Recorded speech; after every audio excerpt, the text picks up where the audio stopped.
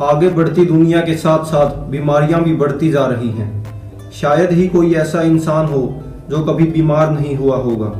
शरीर में छोटी से छोटी तकलीफ होते ही हम इलाज करवाने के लिए दौड़ते हैं। उस वक्त हमारे दिमाग में कुछ सवाल आते हैं। क्या अंग्रेजी दवाइयाँ नुकसानदायक हैं? क्या आयुर्वेदिक इलाज ही सबसे बेहतर इलाज है, या फिर बिना किसी झंझट में पड़े किसी फेमस बाबा से झाड़ा लगवाना सही रहेगा? आज हमारे पास किसी भी बीमारी के इलाज के लिए कई सारे ऑप्शंस हैं, जैसे कि एलोपैथी यानी अंग्रेजी दवाइयाँ, आयुर्वेदिक दवाइयाँ, देसी इलाज, घरेलू इलाज और सबसे ज़्यादा रहस्यमयी टोटके वाला या सिंपल वर्ड्स में कहूँ तो बाबाओं वाला इलाज। पर इस सब में से हमें क्या सेलेक्ट करना चाहिए? 4-5 ऑप्शंस में से एक सेलेक्ट करना कोई बड़ी बात नहीं है, पर हमने क्या सोच के यह सिलेक्शन किया है वो मैटर करता है। पड़ोस में किसी को पथरी थी तो गांव में बाबा ने उसको झाड़ा लगाया और पथरी निकल गई। किसी की हड्डी टूट गई तो चलो पहलवान के पास, उसकी आंखों में तो एक्सरे हैं और उस जैसी हड्डी कोई जोड़ ही नहीं सकता। क्या आपने कभी सुना है कि उस बाबा या पहलवान के पास मत जाओ, उसको कुछ आता नहीं है, वो गड़बड़ कर देगा? पर एक डॉक्टर को गालियां सुनते आपने बहुत बार देखा होगा, और शायद कभी आपने खुद भी डॉक्टर्स को बुरा भला कहा होगा। अगर लोग गलत इलाज होने पर उसकी बुराई करने लगे तो सब गलत इलाज करने वालों की दुकानें बंद हो जाएंगी। ज्यादातर लोगों को इलाज के सभी तरीकों के फायदे और नुकसान के बारे में पता ही नहीं है।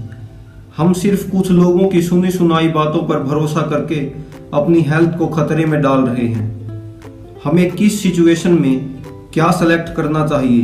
अंग्रेजी दवाइयाँ, आयुर्वेदिक दवाइयाँ, देसी दवाइयाँ या फिर टोटका और झाड़े? इस कंफ्यूजन को दूर करने के लिए इस वीडियो को देखिए। साथ ही हम बात करेंगे कुछ मिथ्स पर जो हमें सही इलाज से दूर लेकर जाते हैं। इस वीडियो को ध्यान से देखें और ज़्यादा से ज़्यादा शेयर करें ताकि समाज की आंखों पर पड़ी काली पट्टी को हम हटा सकें। नमस्कार दोस्तों, हमारे channel food and health tubers में आपका स्वागत है। चलिए शुरू करते हैं हमारा आज का टॉपिक।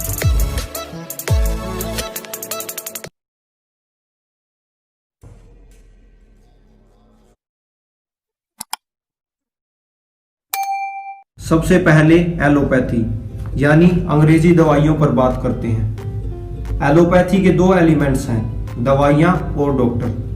अंग्रेजी दवाइयाँ सबसे पहले जानवरों पर टेस्ट की जाती हैं, उसके बाद इंसानों पर टेस्टिंग होती है और कम से कम 3 से 5 साल के बाद सेफ और सही रिजल्ट्स आने के बाद ही एक मेडिसिन अप्रूव होती है। और जैसा कि हम अच्छे से जानते हैं, एक एलोपैथिक डॉक्टर हाईली क्वालिफाइड होता है और सिर्फ रिसर्च अप्रूव्ड फैक्ट्स को ही फॉलो करता है। अनुमान लगाना या तुक्का मारना एलोपैथी में फॉलो नहीं किया जाता। वास्तव में एलोपैथी सबसे ज़्यादा भरोसेमंद और जल्दी असर करने वाली उपचार पद्धति है। एलोपैथी के नुकसान की बात करें तो इसको लेकर हम सब काफ़ी गलत सोचते हैं। अंग्रेजी दवाइयों के साइड इफ़ेक्ट ज़्यादातर गलत और बेवजह इस्तेमाल करने पर सामने आते हैं।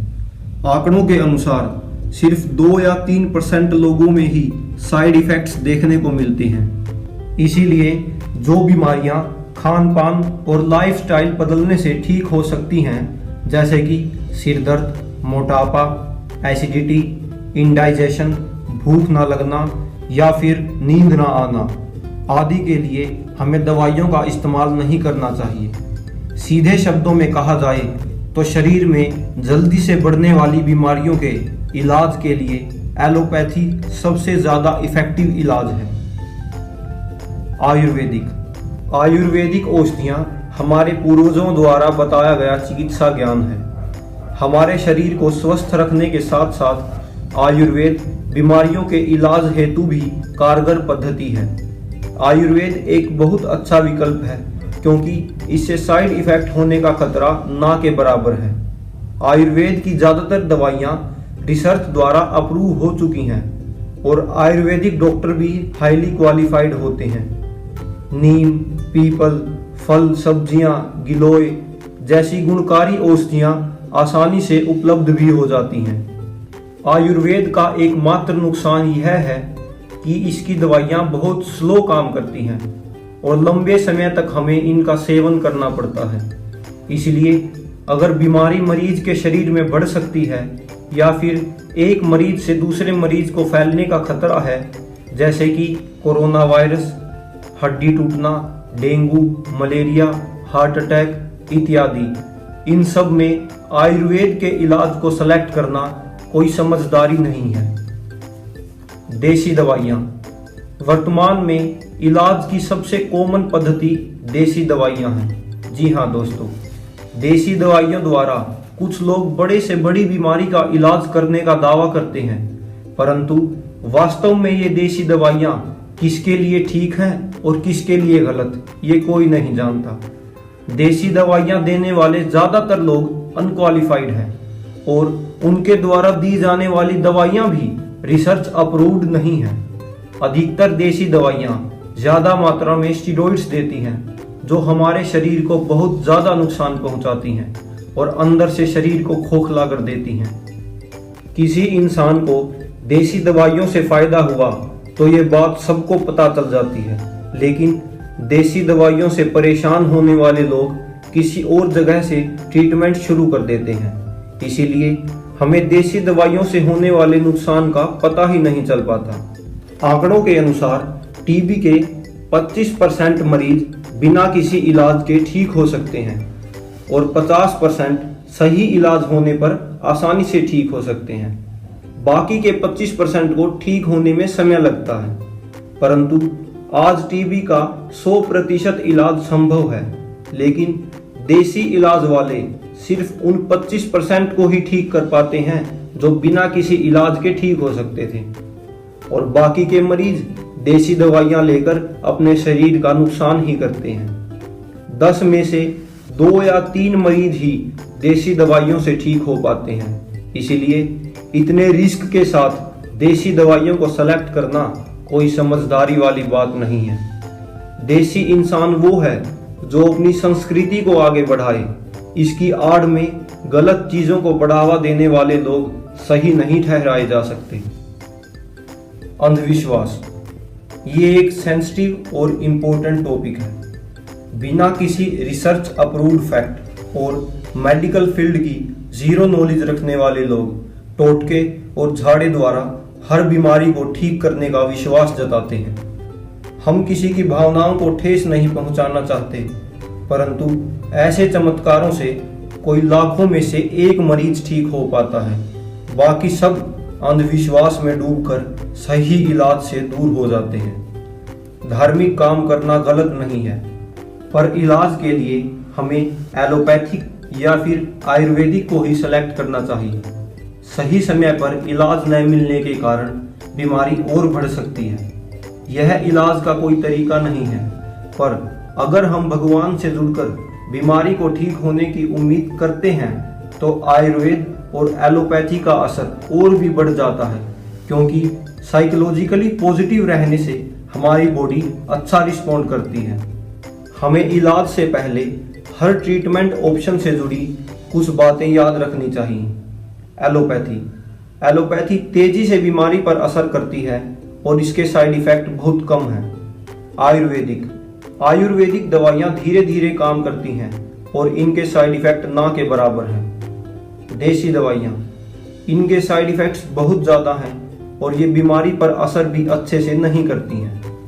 अब हम बात करते हैं इलाज से जुड़ी कुछ अवधारणाएं यानी मिथ्स के ऊपर। सबसे पहले, एलोपैथिक डॉक्टर्स आयुर्वेदिक पद्धति को नहीं मानते। दोस्तों, ये दोनों ही पद्धतियाँ रिसर्च अप्रूव्ड मेडिसिन पर बेस्ड हैं, पर ज़रा सोच के देखिए, आप एलोपैथिक डॉक्टर के पास जाते हैं और वह आपको नीम के पत्तों का इस्तेमाल करने की कहता है, तो आपका रिएक्शन क्या होगा? हम सीधा सीधा उस डॉक्टर की स्किल्स और नॉलेज पर शक करेंगे। लेकिन एलोपैथी की नॉलेज को फॉलो करना ही डॉक्टर का काम है। भले ही वह जानता है कि आयुर्वेद भी बीमारियों के इलाज के लिए सही है, इसी तरह एक आयुर्वेदिक डॉक्टर भी एलोपैथिक मेडिसिन को प्रिस्क्राइब नहीं कर सकता। अगला मिथ है देसी दवाइयाँ जल्दी असर करती हैं और सस्ती भी होती हैं। बिल्कुल, देसी दवाइयाँ सस्ती होती हैं, पर उनको लेकर बीमारी ठीक होने की परसेंटेज सिर्फ 15 से 20 है। इससे आपके शरीर पर खराब प्रभाव भी पड़ सकता है। किसी के पास देसी दवाइयों से संबंधित सही जानकारी नहीं है और ये दवाइयाँ रिसर्च अप्रूव्ड भी नहीं हैं। तीसरी अवधारणा है सेल्फ मेडिकेशन, यानी खुद से दवाइयाँ लेना। क्या आपको पता है 100 से भी ज़्यादा बीमारियों में बुखार एक लक्षण हो सकता है। बहुत सी बीमारियों में पेट से जुड़ी समस्याएं देखने को मिल सकती हैं। कोई एक लक्षण कई बीमारियों में देखा जा सकता है। कुछ लोग किसी मरीज के लक्षणों को देखकर अपनी पहले देखी हुई बीमारी से कनेक्ट करके वही सेम दवाइयाँ मरीज को दे देते हैं। और आजकल तो गूगल पर लोग हर बीमारी का इलाज ढूंढने में लगे हैं। यह सब हमारे लिए काफ़ी नुकसानदायक हो सकता है। एलोपैथिक मेडिसिन गलत तरीके से ली जाने पर बहुत बुरा प्रभाव दिखा सकती हैं।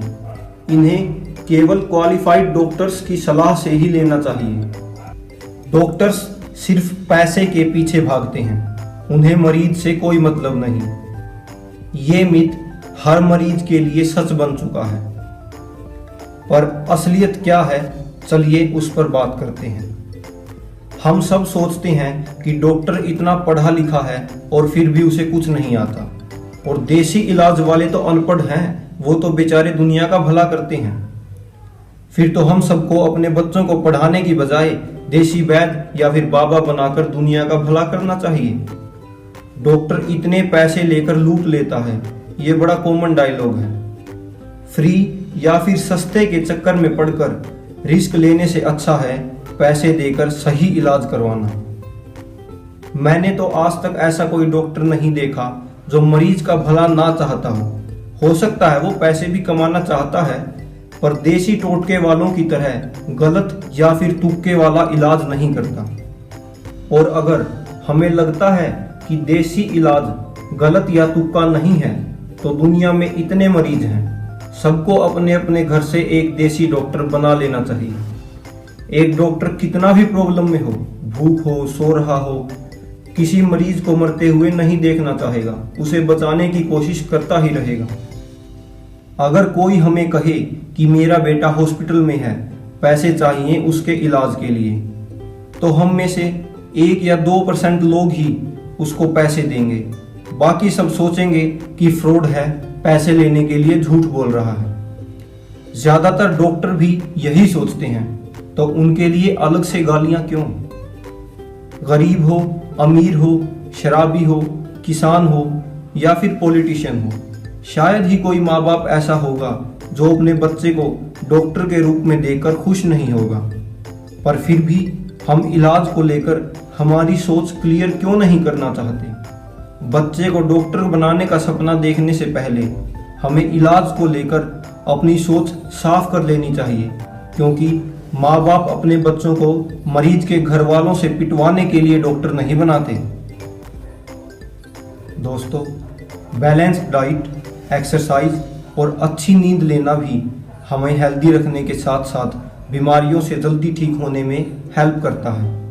यही सब चीज़ें हमारे घरेलू नुस्खों में आती हैं, इसीलिए हमें खान पान, नींद और व्यायाम पर ध्यान देना चाहिए।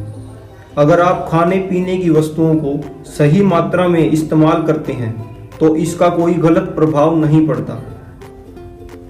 अगर एक लाइन में कहा जाए तो केवल आयुर्वेदिक या फिर एलोपैथिक, इनमें से किसी एक ट्रीटमेंट को ही सेलेक्ट करना चाहिए। यदि बीमारी जल्दी से शरीर में बढ़ती है या फिर दूसरों तक फैल सकती है तो आयुर्वेदिक इलाज की बजाय एलोपैथिक ट्रीटमेंट चूज करना चाहिए। परंतु यदि बीमारी हमारे लाइफस्टाइल या डाइट की वजह से हुई है या उसका बढ़ने का खतरा काफ़ी कम है तो हम आयुर्वेदिक ट्रीटमेंट को भी सेलेक्ट कर सकते हैं। फिर भी यदि आप किसी कंफ्यूजन में हैं तो अपने नज़दीकी एलोपैथिक या फिर आयुर्वेदिक डॉक्टर से सलाह ज़रूर लें। हमारी आगे आने वाली वीडियोस में हम आपको एक एक करके बताएंगे कि किस बीमारी के इलाज के लिए कौन सा ऑप्शन बेहतर रहेगा। इसी तरह हेल्थ से जुड़ी इंफॉर्मेशन के लिए जुड़े रहिए हमारे चैनल के साथ। धन्यवाद दोस्तों।